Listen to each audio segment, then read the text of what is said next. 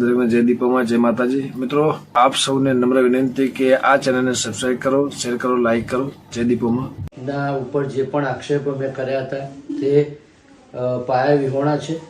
તે બાબતે હું દિનેશભાઈને દિલગીરી વ્યક્ત કરું છું। આખો વિડીયો જોતા પહેલાં હું તમને જણાવી દઉં કે ગુજરાતના પ્રસિદ્ધ કલાકાર એવા વિજય સોવળા અને દિનેશ દેસાઈ વચ્ચે 10 દિવસથી વિવાદ ચાલી રહ્યો હતો અને આ વિવાદનું હવે સમાધાન થઈ ગયું છે અને વિજય સોવળાએ માફી માંગી છે અને આ વિડીયોમાં ખૂબ જ વાયરલ થઈ રહ્યો છે મિત્રો ગુજરાતમાં। અને વિજય સોવળા વિડીયોમાં એવું કહી રહ્યા છે કે દિનેશ દેસાઈ પર આક્ષેપો લગાવવામાં આવ્યા હતા તે બદલ હું દિલગીરી વ્યક્ત કરું છું।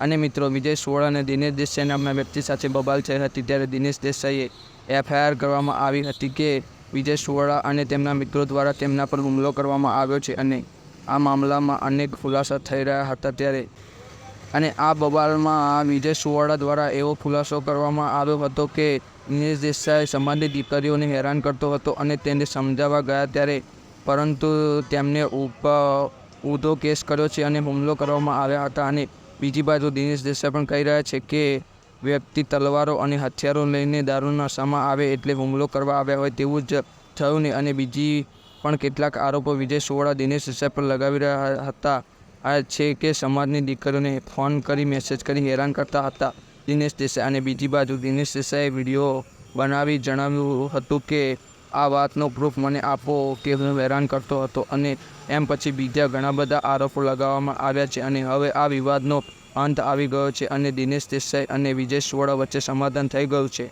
અને વિજય સોવળાનો માફી માગતો વિડીયો તમે આગળ જોયો તેમાં વિજય સોવળા આગળ વિડીયોમાં શું બોલી રહ્યા છે તે તમે હવે જુઓ। આજ રોજ હું વિજય સોવળા તારીખ 28/8/2024ના રોજ આપ સૌને જણાવું છું કે છેલ્લા 10 દિવસથી મારા અને દિનેશભાઈ અડીસણા પરા વચ્ચે જે પણ વાદ વિવાદ ચાલતા હતા તેના સમાજના વડીલો અને અગ્રણીઓ ભેગા મળીને સુખદ સમાધાન લાવી દીધેલ છે।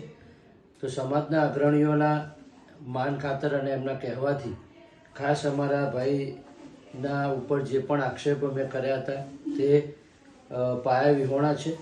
તે બાબતે હું દિનેશભાઈને દિલગીરી વ્યક્ત કરું છું। તો આ બાબતે કોઈ આગળ વધારવી નહીં।